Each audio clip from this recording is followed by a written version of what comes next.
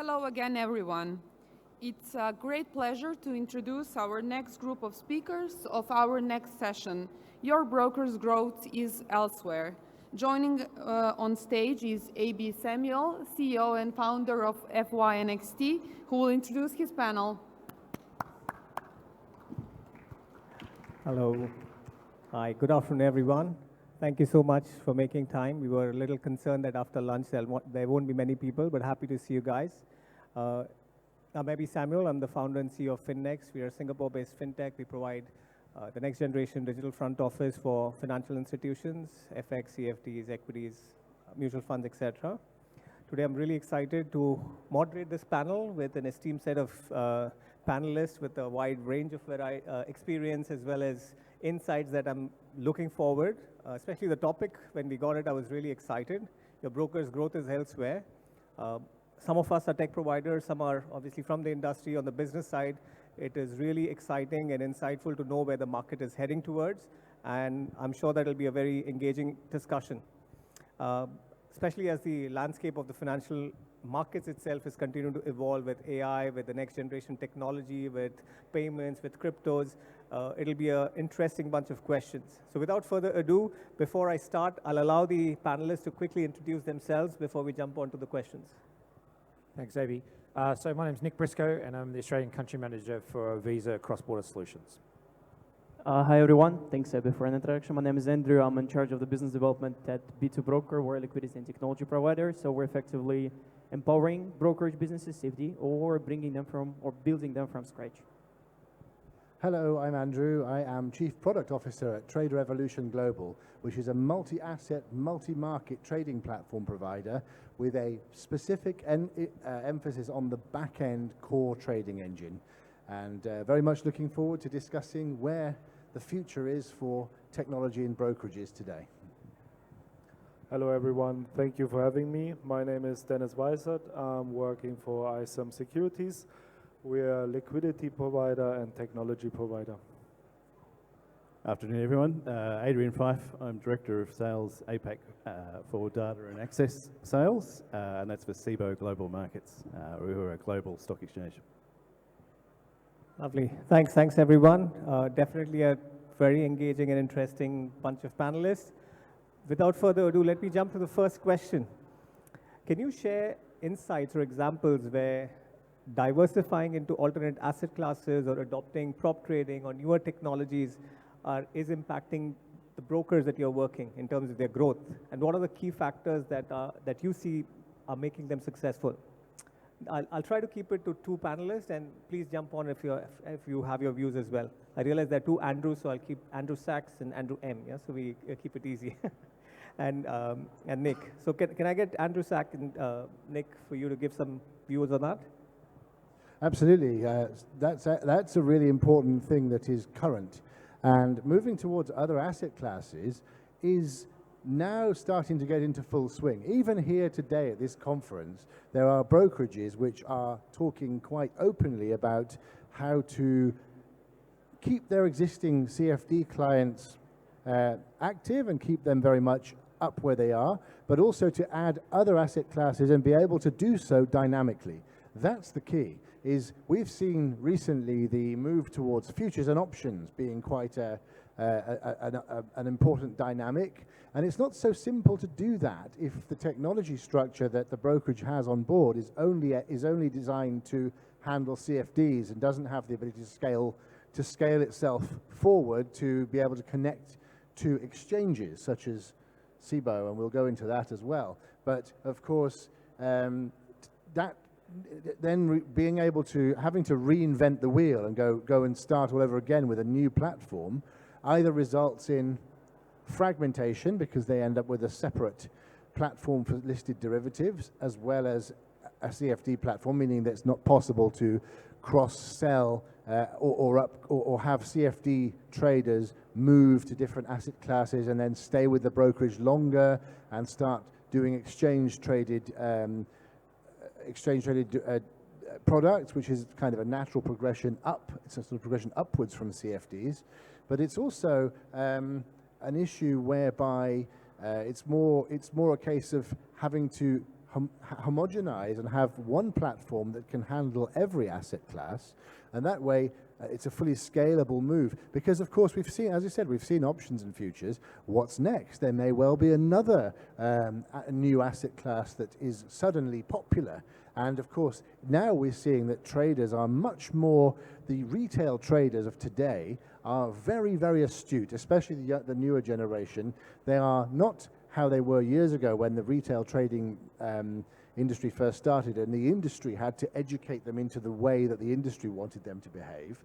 Now they're coming with already predetermined ideas of what they want, very informed, used to using all sorts of intuitive applications and mobile apps and things like that to be able to trade from, and they come with high demand. So therefore, a brokerage has to be able to offer such technology, offer such ways of interacting with their clients, at the same time have to be able to dynamically add other asset classes according to client demand. Thanks, Andrew. Nick? Yeah, I think Andrew makes some great points. Is like, as clients become much more sophisticated, we're very clearly seeing that demand for potentially less speculative products or more sophisticated products like futures and options. It's not so much an additional asset class, but certainly one example we've seen is eToro launching their eToro Money product, which is essentially a set of multi-currency accounts with a Visa card issued over the top of them, which enables those more sophisticated customers to be more engaged with their brokerage, essentially using it as a cross-border payments facility, and particularly with high net worth customers who have either investment properties and other asset classes held overseas, or indeed who travel a lot. Effectively their brokerage can become like a quasi-bank to them as well. I think this kind of satisfies a few of those demands. Firstly, clients tend to hold their money with their brokerage. They tend to spend the money off that card. So more of their financial activities tend to get consolidated within the brokerage, which again, you have a higher percentage of wallet share of that customer. They're less likely to go to another provider. And we're sort of seeing the reverse trend now, I think, with digital banks who are starting to offer investment products to their clients as well. So we're kind of seeing other financial institutions coming the other direction. I think it's important for brokerages to be cognizant of this, and I guess heading back towards that more transactional activity, which clients tend to interact with every single day. Thanks a lot, Nick. I think I see the reverse in our set of customers that we serve. So one of our biggest customers in Singapore is a futures options broker. Now they are starting to offer FX to their, not only to their retail, but also to institutional. So I agree that multi-asset is definitely the way to expand for most of the brokers that we are serving. Great. Second question, Adrian and maybe Andrew M. How do you see emerging technologies like AI or blockchain and DeFi reshaping the trading experience, especially for brokers expanding into alternate assets? What challenges and opportunities do you see these technologies present as well? Adrian? Sure. So in the context of AI and other than the obvious, the world coming to an end when Siri and Alexa decide to kill us with our smart toaster at home, look, we're definitely seeing an increased uptake in AI and large language models, which is transforming data consumption. Users in particular are expecting these models to handle large amounts of data slicing and generate insights off the back of that.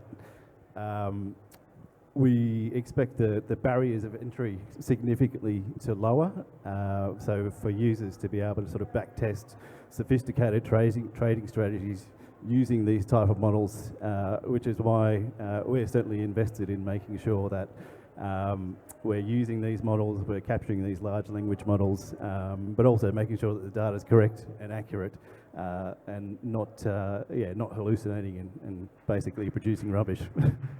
Thanks, Adrian. Andrew?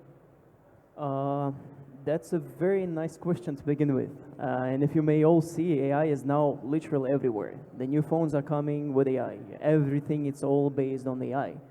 But the only thing we should remember about AI, that first of all, initially it was created as the utility tool for people all around to use that, to utilize that for more informed decision, gather more insights, obtain more information in a more effective way, in a more shortened time. So yes, definitely. AI, I'm 100% truly believe, and everyone, I guess, correct me if I'm wrong, but everyone would agree with me that AI is literally shaping the behavior of the end user, because by the end of the day, it's still about the end users.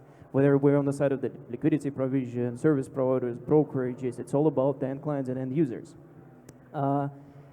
In particular, the integration of AI, I definitely inform trading decisions, 100%. How it may be utilized for the sake of giving additional benefits from a business standpoint, that's a question, that's debatable. This is where the blockchain itself technology may be in place. However, I do not really believe that DeFi is the key, especially for the brokerage business. Like, if we're looking at the broker setup all over the globe pretty much, even the majority of the exchanges, they're all centralized. The problem is that as soon as it goes decentralized, there is no ability to, first of all, to have full control over it, and secondly, to be able to manage that properly and service your customer. So definitely, AI, 100%, is shaping and would be shaping and would be improving. Blockchain as the technology, for the sake of the transparency, for the sake of the money movements, for the sake of the payments. Of course, it's there, and it's been there for a couple of years already, maybe 5 and more. DeFi, well, I would rather say not, but we'll see. It will just make our life easier. It will make our life more efficient. I truly believe in that, at least myself. I think actually, Andrew, there's an interesting point that you made there about the way that AI will shape the behavior of traders, because I think it even goes further than that. I think it will, the application of AI into the trading world now will shape the way that traders interact with their broker.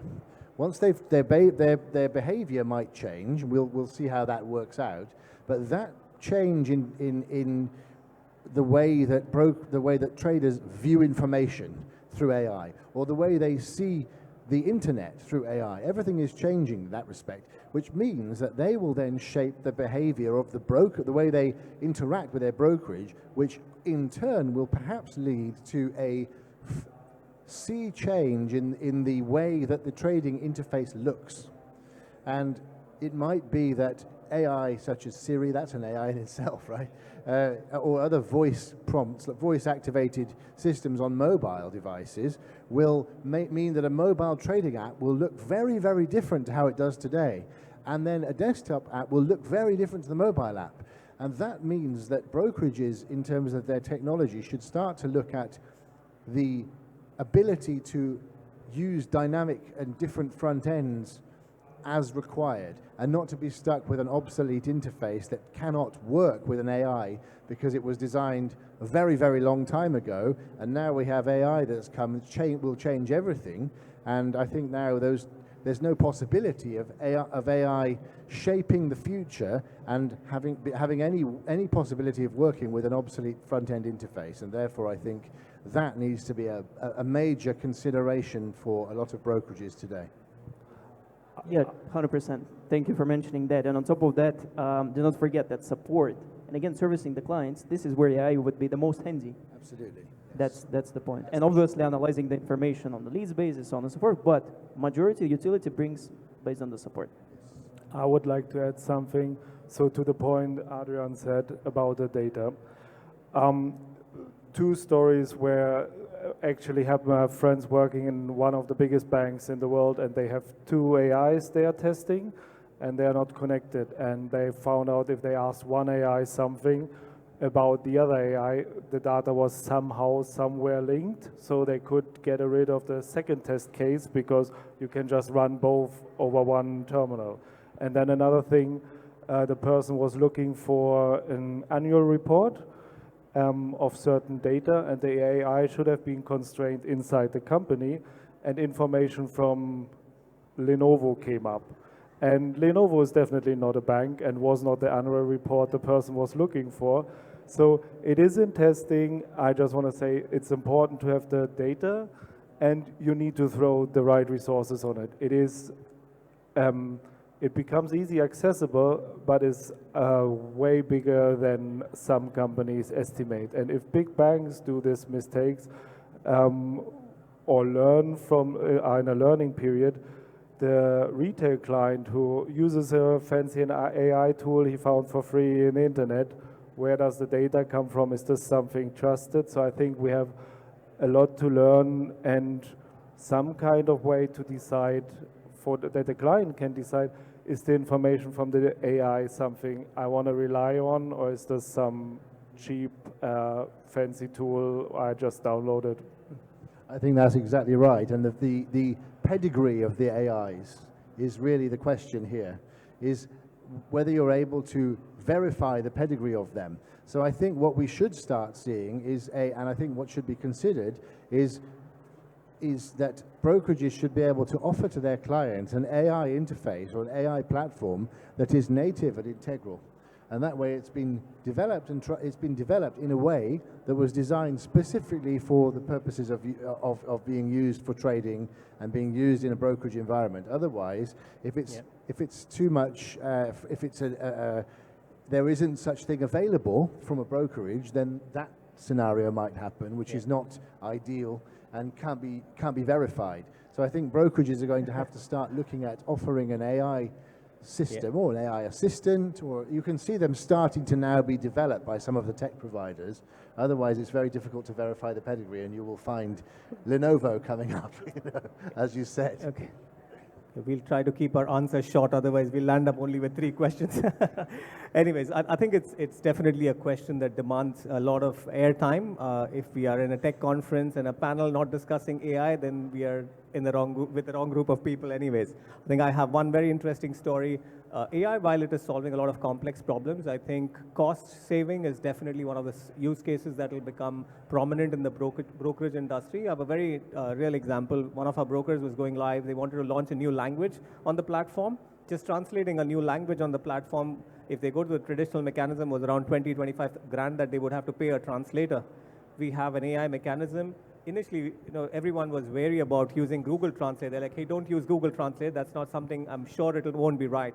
But now with the advent of the open AI and the sophistication it comes up, we were able to do that in less than 1% of the cost using the platform. So that's immediate benefit that AI is deriving. I'm sure as we unfold in the next 5-7 years, we will witness a lot more transformation, whether it's in the interface, whether it is in data, analytics, or whether it is in terms of the sentiments that people are. That brings me to the next question. How are brokers leveraging alternate data sources, especially in the context of sentiment analysis, and stay competitive in the emerging asset classes as well? What practical steps can they take to implement these strategies? Maybe Dennis and Andrew Sachs or Nick, you can jump in as well. That's actually also, Adrian, you can probably help with this a bit, because I think market data feeds from exchanges and being able to provide them through a back-end system that handles multi-asset is very important and can be done for a reasonable price these days.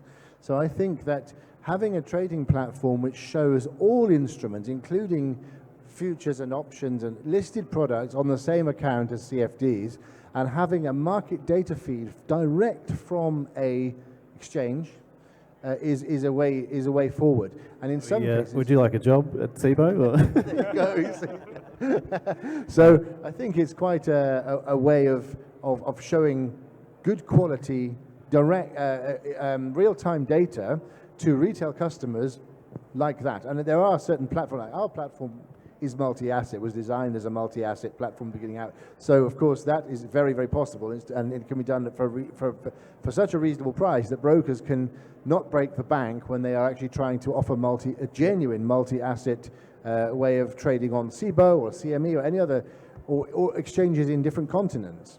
So that's one way. And then of course the brokerage would either directly certify the platform against the exchange so that you're using it as a direct access to a centralized counterparty, or go through if they don't want to pay the exchange clearing fees, because that's where it gets very expensive, then you can go through a middleware, but you would still be executing on that exchange and getting, more importantly, the exactly correct market data prices. Yeah. Yep. No, thanks very much, Andrew, for doing my job for me. I think you touched on fragmentation before as one of the sort of key challenges, especially around data sourcing. I think in the US alone, there are 16 equity exchanges, 16 options exchanges. In Europe, there are about 170 different venues you can execute a share. So, you really almost got to be an expert to figure out where to source that data and content from. So, look, not to spook Cboe too much, I think we're sort of well positioned globally. We operate around 26 markets globally across 6 different asset classes, including equities, options, FX, futures and the like. And yeah, we've done a lot of work post acquisition of Chi-X Australia and Chi-X Japan and the Canadian market to consolidate that onto one technology stack so that participants and vendors can essentially access that data from us, one messaging protocol, either direct from data center via our vast vendor network and partner network, are now available via Cboe Global Cloud in AWS as well. So something we're very proud of. Yeah, good question. Thank you. I would like to add something to your point you said about the sentiment, and I think it's important to know your place in the industry. So sentiment is very interesting, but it's baked in the pricing most of the brokers are receiving. So as a broker, maybe as a retail broker, maybe it's not that interesting to try to look at sentiment. You maybe want to compare yourself with the peers. So like some cross-reference with other brokers, and so look where the others are and not try to figure out what the bank up the chain or the big players have done. So I think it's important to focus on your field where you operate. So it's a different field for you, a different field for a smaller retail broker. Nick, anything you would like?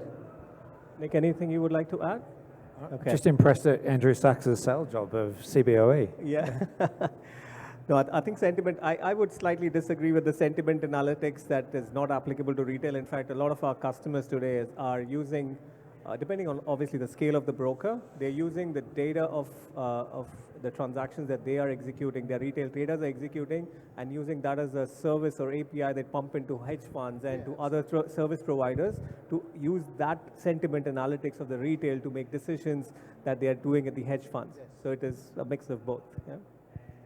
I'm going to move the questions around. I think that's actually really important, Aeby, because I think that brokerages who want to go down the multi-asset route, it seems simple on the outset, but there's much more to it than just saying, okay, this platform can cope with multi-asset, because operating futures and options and other is a more, because there are more components involved, there are centralized counterparties involved, that's important. So I think that being able to have a system which you can either certify directly against exchange, or you can do it that way, and having the flexibility to be able to do either is really important, because that way you can scale the brokerage and handle different clients on different exchanges differently.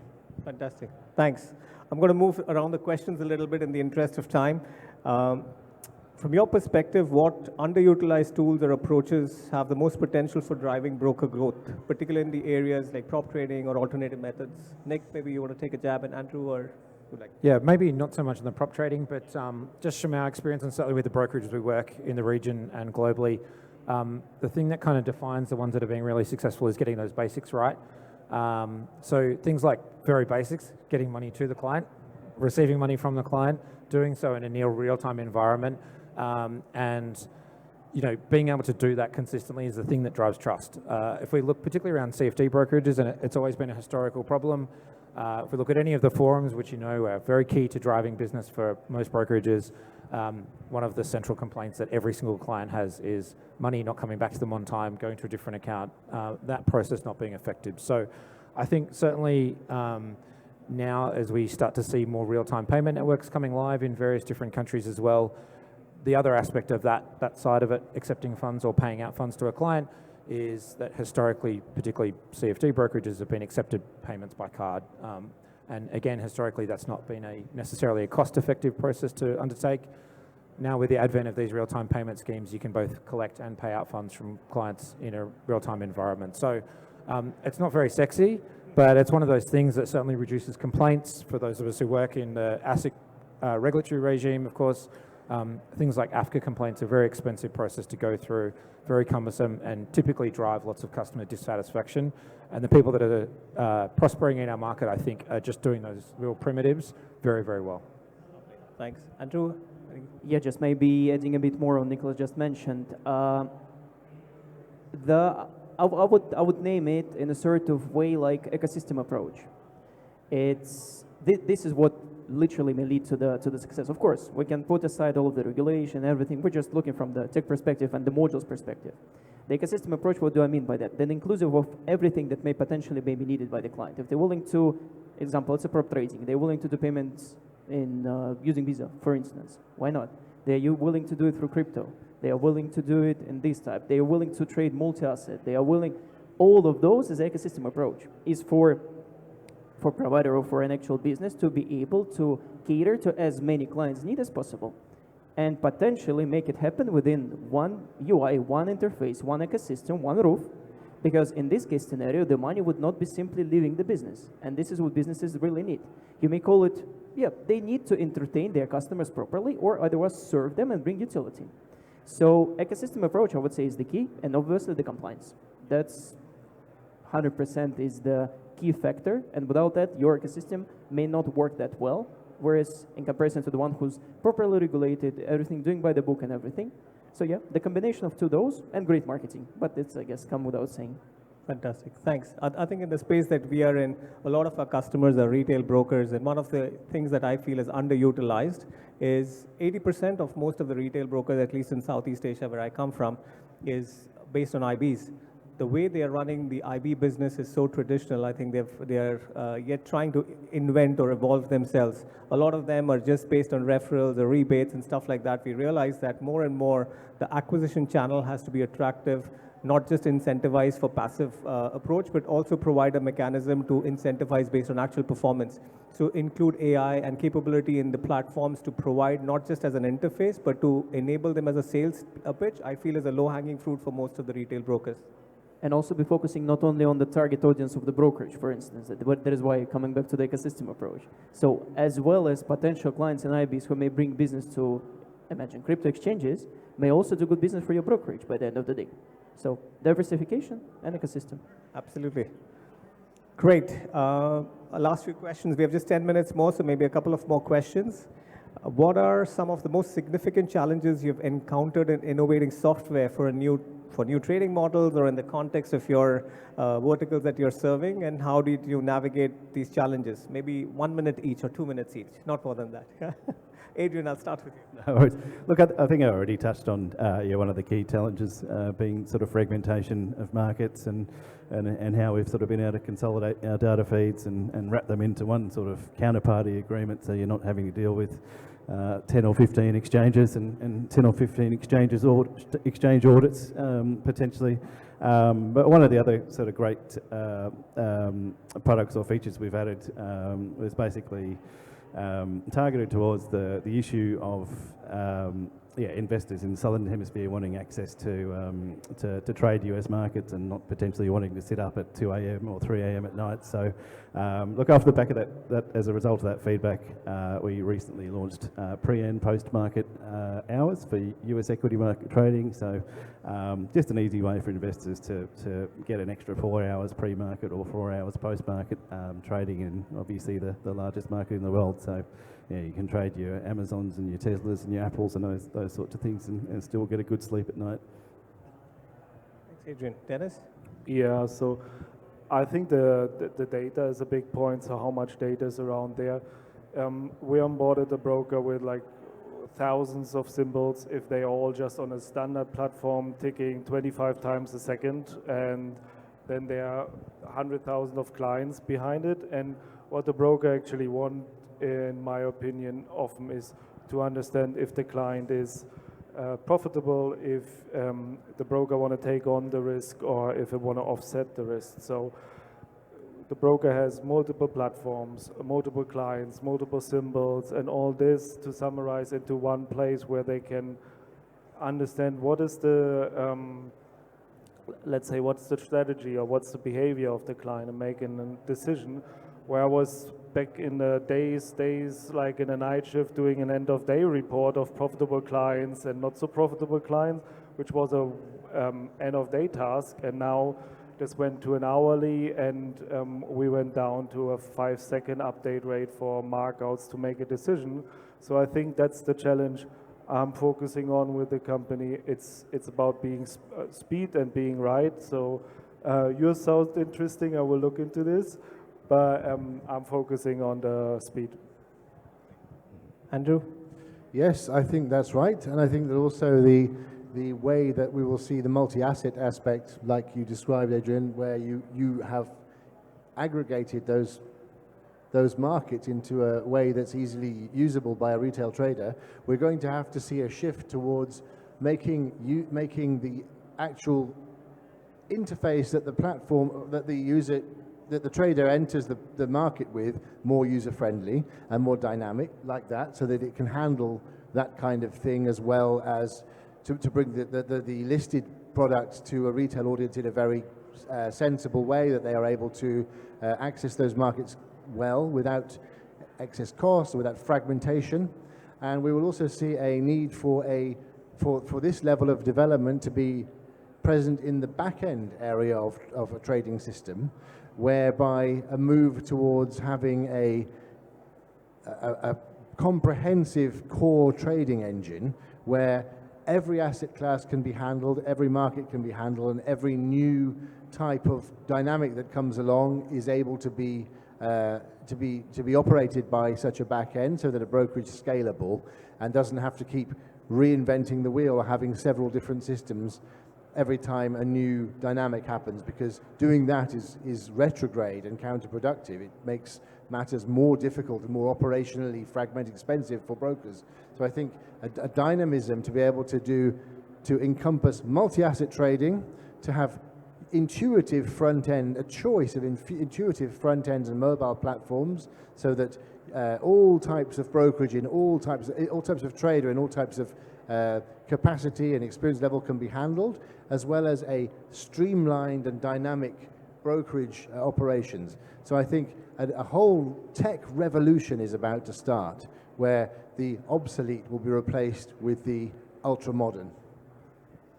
Absolutely.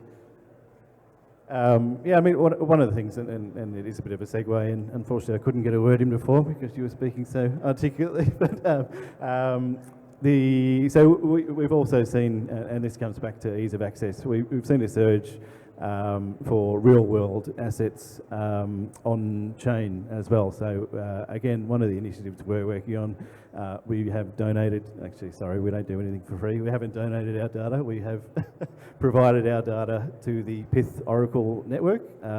So yeah, a subset of our US equity data, which is available on that network. Still early days, but yeah, we're certainly hoping and expecting that'll remove one of the barriers to data and access and leverage off that sort of blockchain technology. Sure.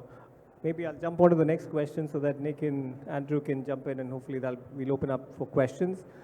Given the advent of so much of innovation technology, how do we balance it with security, both from a compliance perspective as well as from a tech perspective, given Visa is obviously one of the pinnacle in terms of standards that everybody wish to emulate? Would love to hear your views on that, and also Andrew from you, and anybody else would like to jump.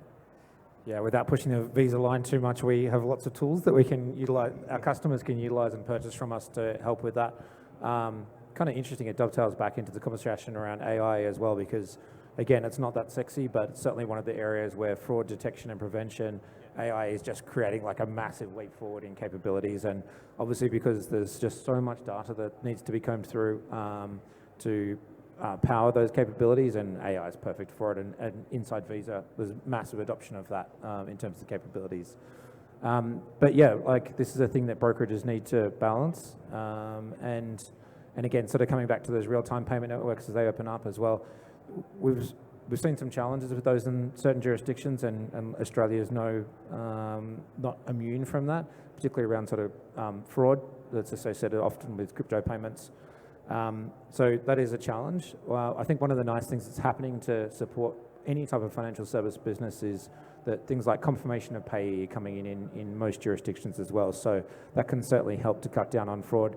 And there's a concerted effort by financial institutions in particular as well to support other financial services businesses in detecting and preventing that fraud. Fantastic. Thanks, Nick.